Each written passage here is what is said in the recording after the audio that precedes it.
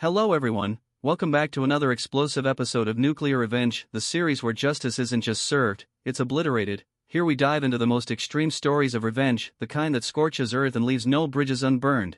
Today I've got 3 jaw-dropping tales that redefine payback. This first story's titled She Cheated with Her Business Partner, so I took down their $300 million skyscraper. My name is Thomas Varelli, and I used to be a civil engineer. I say used to not because I retired or switched careers, but because the man I was before what happened doesn't exist anymore. 10 years ago, I had a good life. I had built it slowly, methodically, like everything else I've ever done. I was married to Leah, a brilliant structural designer who had once interned under me and, years later, became my wife. We made a hell of a team, both in the office and at home. She had ambition, sharp edges, and a fire in her eyes that always reminded me why I fell for her. But fire, I later learned, doesn't just warm you, it burns. At the time, I was a lead project manager at one of the largest commercial development firms in the state. We specialized in high-rise builds and municipal contracts. Leah worked at a boutique firm across town. We'd both carved out successful paths, often collaborating unofficially by bouncing ideas off each other late into the night. At least, we used to. I started noticing cracks around the 3rd year of our marriage. Leah would come home smelling faintly of bourbon, nothing wrong with a drink after work, except she hated the stuff. She laughed at jokes she wouldn't even have smirked at before. Her phone, once carelessly tossed on the kitchen counter, was now always clutched tight, screen down. I chalked it up to stress, deadlines, clients, that's what I told myself. Then came Devin. Devin Pierce was one of the new senior partners at Leah's firm. Ivy League smile, smooth hands, the kind of man who took up space even when he was sitting quietly in the corner. I met him once, at an office holiday party. He shook my hand with that limp grip I've always associated with liars and salesmen. He was charisma without weight, gloss without substance. I remember Leah leaning into him when she laughed. It wasn't until a full year later that I got confirmation I never asked for, but stumbled across anyway. It was raining that night. I'd left a folder in her car, engineering sketches I wanted to revise over dinner. She was in the shower. I grabbed her keys, opened the glove box, and instead found a second phone. It wasn't locked. She must have thought I'd never look, or maybe she didn't care anymore. The messages weren't just explicit, they were intimate in a way that gutted me. He didn't just have her body, he had her laughter, her thoughts, her secrets. She called him her true north. I stared at that phone for a long time, heart silent, like it was waiting for orders. I didn't rage. I didn't scream. I just sat down at the dining table and waited until she got out of the shower. She came into the room wrapped in a towel, froze when she saw the phone in my hand. She didn't deny it, didn't even apologize. She just said, "You were never fun, Thomas." I moved out that night, quietly, deliberately. The divorce took 4 months. She got the house. She kept the furniture. She even kept the damn espresso machine I bought her for our anniversary. I took my clothes, my tools, and the blueprints for a project I had been working on in my private time when I hadn't shared with her. Not out of secrecy, but because I wanted it to be a surprise. Now it would be something else entirely. While she and Devin sipped cocktails in my old living room, I buried myself in code and concrete. I left the firm and started working independently. I did small jobs, residential retrofits, earthquake reinforcements. Nothing flashy, nothing that would raise eyebrows. But what I was really doing was building the foundation for something much larger. You see, after Leah left me, she didn't just disappear. No, she climbed. Within 2 years, she and Devin had started their own firm. Pearson Varelli, like a knife twisting every time I saw the name printed across bus benches and construction scaffolding downtown. They rode the wave of green architecture trends, snagged high-value city projects, and became media darlings. And then they landed the Atrium. The Atrium was a $300 million mixed-use skyscraper commissioned by the city council. It was meant to be a symbol of civic pride, solar tech, vertical gardens, community spaces. Leah and Devin beat out half a dozen legacy firms to win the contract. They had no idea that I was one of the consultants brought in to review the soil integrity and foundational assessments. I used a pseudonym, David Marston, and wore glasses I didn't need. I kept my mouth shut and observed. That's when I noticed something strange. They were cutting corners again. Small things at first, slightly thinner steel rebar than specified, using mid-grade concrete mix and a few lower load columns. Nothing that would immediately collapse a building, but enough to raise long-term safety questions. I took notes, documented everything. I made friends with site workers, bribed a few subcontractors, got my hands on internal memos, emails where Devin assured city reps that costs were under control, well below budget, while pocketing the difference. This was bigger than just infidelity now. It was fraud, negligence, greed wrapped in ambition. So I let the tower rise. And while it did, I began planning exactly how to bring it crashing down, not literally. No, I would never endanger lives, but reputations, careers, futures, that I could do. It took nearly 18 months for the atrium to reach completion. While the media gushed over its sleek lines and sustainable design, I was methodically building a dossier that could topple a dynasty. My first real break came from someone named Diego, one of the structural foremen who oversaw steelwork on the lower floors. Diego was a career tradesman, proud of his work, but fed up with the pressure Devon applied to meet impossible deadlines. One evening, over drinks, he admitted they had been told to weld without proper inspection. I asked if he could prove it. 2 days later, Diego handed me a thumb drive. On it was a series of time-stamped videos, documents, and text messages between site supervisors, all implicating Leah and Devon in forcing early concrete pours, skipping curing times, and misrepresenting compliance results. The evidence wasn't just damning, it was radioactive. But I didn't go to the authorities. Not yet. I wanted them to see the wave coming and be powerless to stop it. First, I sent anonymous copies of the files to 3 key city officials who had approved the project. Then, I leaked parts of the evidence to a local investigative journalist named Erica Tran. Erica was smart, principled, and more importantly, hungry. She'd done exposés on corporate misconduct before, and I knew she'd take the bait if I dangled it just right. Within a week, the whispers began. Structural integrity questions, corner-cutting allegations, anonymous sources claim. At first, Leah and Devon dismissed it. A jealous competitor, they said. Slander. Devon even went on TV to give a smirking interview, calling the accusations sour grapes from failed firms. But public sentiment shifted quickly. City Council called for a formal review. A stop work order was issued. An independent audit was commissioned. And that's when I made my final move. I reached out to Diego again. We met in the parking garage beneath the atrium at 2 a.m. I gave him a sealed envelope, printed documents, source logs, videos, everything. Enough to strip them of licenses, destroy their reputations, and send Devon to prison for financial fraud. But I didn't ask him to give it to the press.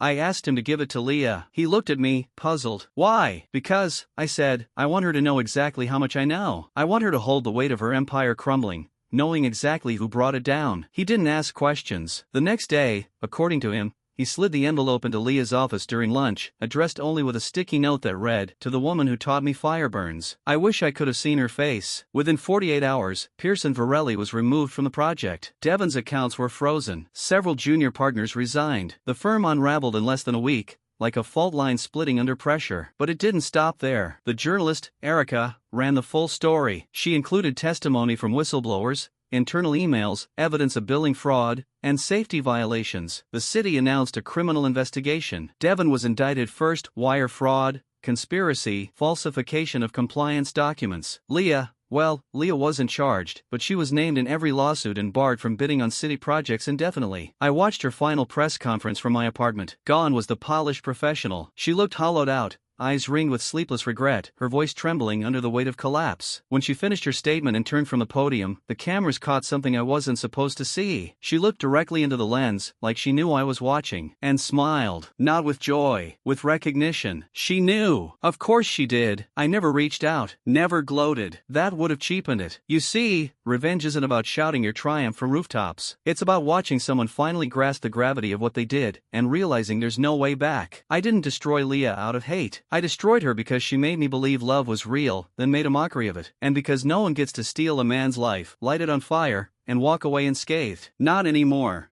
This next story is titled "She Slept with the Boss." Then I made her the face of failure. I used to believe that if you kept your head down, worked hard, and treated people right, life would pay you back in kind. I was a precision machinist, spent 24 years designing high-tolerance components for aerospace contractors. Gears, bearings, flight control linkages. I'd held parts in my hand that eventually found their way into orbit. That meant something to me. I was never flashy. My coworkers used to call me the clockmaker, not because I fixed watches, but because I was exact, calm, measured. I rarely raised my voice, never drank more than a beer at the company barbecues. I was married to my work more than I was to anyone else, until Lena came along. She was the new quality control supervisor. Former Navy, auburn hair, sharp eyes, walked through the shop floor like she owned every square inch of it. Most of the guys were too intimidated to say anything to her. Me? I just handed her my reports, nodded when she asked questions, and went back to my lathe. She liked that, said I was the only one who didn't try to impress her. We started having lunch together in the break room, then outside on the bench near the loading dock. It wasn't long before I invited her to a Friday night diner, and not long after that, she moved in. For a while, it felt like everything finally aligned. She was disciplined, practical, and she never played games. We talked about buying a house together, maybe starting a small business once we'd saved enough, a tool and die shop, just ours. But like most good things, it didn't last. It started with little signs. Her phone would light up late at night. She became secretive about weekend plans, stopped inviting me to her company functions. When I asked her if something was wrong, she'd give short answers and say I was being paranoid. So I dropped it. But the truth has a way of leaking out. One evening, I was walking past her desk in the QC office. She was out getting coffee, and her laptop was still open. An email notification pinged. I don't usually invade privacy, but something about the subject line stuck. Thanks for last night. Couldn't stop thinking about you in that dress. I didn't recognize the name. I didn't say anything, not then. Instead, I waited. Over the next few weeks, I noted every inconsistency, every lie, where she said she'd been, who she claimed she was with, and I confirmed it all the old-fashioned way. Surveillance, time logs, a tracker I installed under her car, nothing illegal,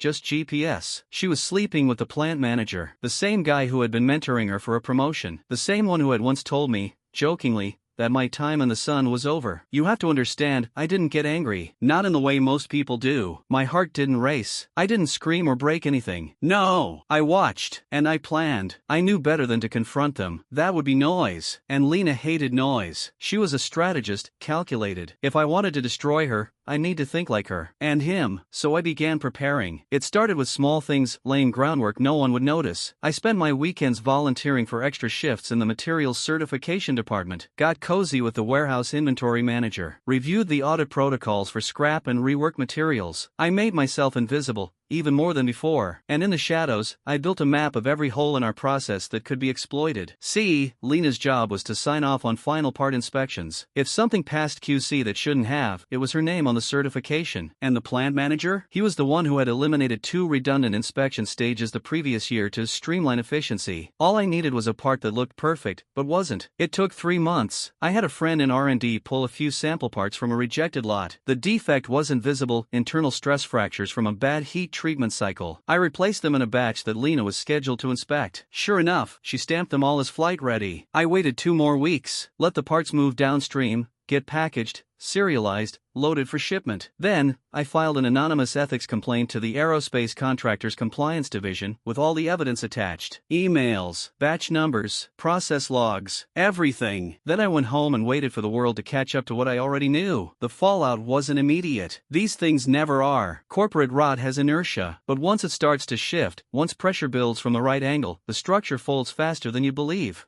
3 weeks after I filed the complaint, an unmarked black SUV pulled into the plant's parking lot. Then another. Men in suits, legal, federal, maybe both, walked through the main entrance without signing in. Security didn't stop them. They walked like they belonged. Within the hour, all production halted. Everyone was called to the break room. Corporate had flown in. The VP of operations, the director of compliance, even the legal affairs liaison. They didn't yell, didn't point fingers. They just said there had been a serious procedural breach and they would be conducting a top-down audit of the facility. People whispered. People wondered. Lena didn't come into work the next day. Neither did the plant manager. A week later, everyone was called in again. This time, it wasn't an update, it was a purge. The plant manager was officially terminated for gross negligence and procedural fraud. He had signed off on cutting safety inspections for high-integrity aerospace components without FAA approval. Lena's name came next. Her offense wasn't just oversight. She'd certified a batch of flight control parts that later failed ultrasonic testing. Catastrophic failure in a flight environment wasn't just possible, it was probable. They let the word criminal liability hang in the air like smoke. But there was more. Someone had traced the digital audit logs, timestamps, signatures, terminal IDs, and discovered that 2 QC certifications had been backdated. Done from Lena's login, but not during her shift. No one suspected me, not even for a moment, because by then, I'd already accepted a transfer. 2 days before the audit became public knowledge, I filed for a lateral move to a facility 3 states away. No drama, no suspicion, just a quiet change of scenery. I boxed my tools, handed in my badge, shook hands with the shift lead,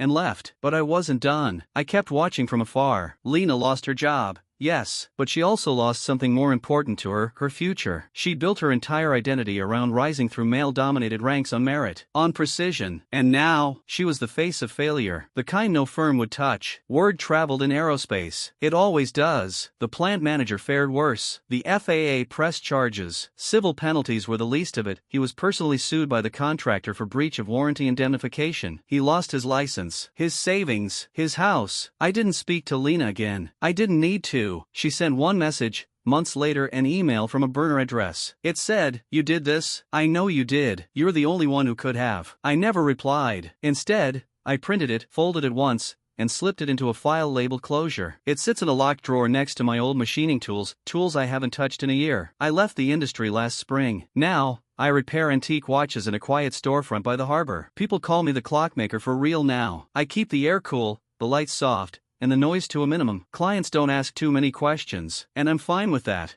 This last story is titled "He Framed Me for Fraud," so I sent him to prison for 28 years. You learn a lot about a man when you trust him with your money and your silence. My name's Dean. I was never interested in building an empire, only a life I could look back on without shame. I own a modest woodworking business in a city that never stopped pouring concrete over its roots. While others chased innovation, I chased grain patterns. While they talked in margins, I talked in joinery, and for 12 years, it worked. I had a steady rhythm. Commissions came in custom cabinetry, bespoke staircases, high-end trim work for clients who thought handmade was a form of status. I was the guy they called when they wanted craftsmanship, not prefab showpieces. Then came Anthony. He walked into my shop one fall afternoon, all clean lines and tailored confidence. He said he was looking to expand his real estate development firm into luxury interiors and needed someone who could add soul to his square footage. I didn't trust him at first. Too slick. But money talks, and his did so fluently. We started with a few staging pieces, floating walnut shelves, custom vanities. He paid on time. Then came the big offer. "I want you to be our exclusive interiors contractor," he said. "All 10 properties in the upcoming Forest Hollow estates. You name your price." He wanted me to grow. He offered the capital to do it. I took the deal. We drafted a partnership. I kept full creative control over all interiors, and he'd handle the contracts,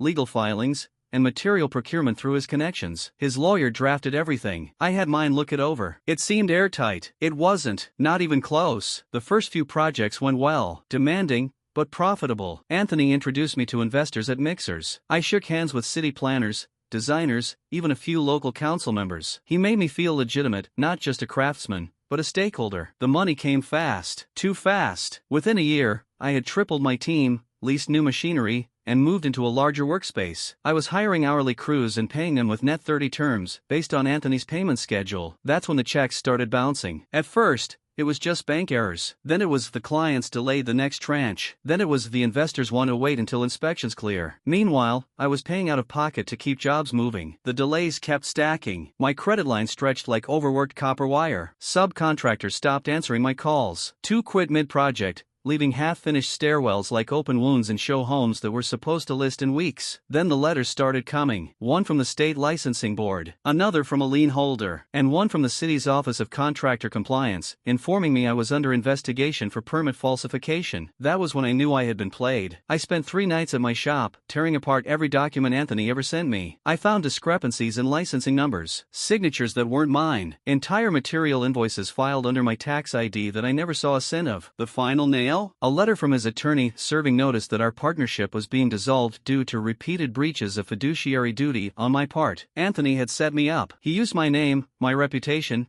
and my labor to build half of Forest Hollow, then hung every liability around my neck like a noose. My business was circling the drain. I owed more in back pay and penalties than I had earned in the last 2 years. The state had frozen my license pending investigation. My shop, my life's work, was now a crime scene. I stood in the doorway that night, lights off, machines quiet, air thick with varnish and shame, and I decided Anthony wasn't going to get away with it. I wasn't going to yell. I wasn't going to sue. I was going to break him piece by piece, the same way he broke me. I was going to use his own tools. The first step was learning how Anthony worked when no one was watching. I started with his site manager, a wiry guy named Clark who always wore sunglasses, even indoors. I knew from job site talk that he liked to brag when he drank, so I found out where he drank. A quiet pub on the edge of town. Tuesday nights. Cheap wings and cheaper beer. I started showing up. Never spoke to him directly, just watched. By the 3rd week, we were nodding acquaintances. By the 5th, we were drinking 2 stools apart. I asked the right questions, framed like idle curiosity. "Anthony's killing it. Huh? Clark rolled his eyes. Only thing he kills is his payroll. Eventually, after a few drinks, Clark dropped something useful. Anthony had a private warehouse, off books. It was where materials went missing when investors asked too many questions. Clark didn't say more than that, but it was enough. I found the place 3 days later, an unmarked building in a light industrial park, nestled between an HVAC supply distributor and an auto body garage. Chain link fence, single security camera, no signage. I waited until midnight, dressed in coveralls, hard hat, clipboard in hand. A confident man in uniform is invisible. The side gate was padlocked, but the fence line was weak where it met the concrete foundation. I brought bolt cutters anyway. Inside, the place was a contractor's treasure hoard. Stolen materials stacked floor to ceiling, oak flooring bundles, stone veneer pallets, unopened sinks and faucets still bearing my signature orders. He wasn't just stealing from investors, he was stealing from me. The betrayal was visceral, but I didn't touch a thing. Instead, I took photos. Hundreds. I documented every brand,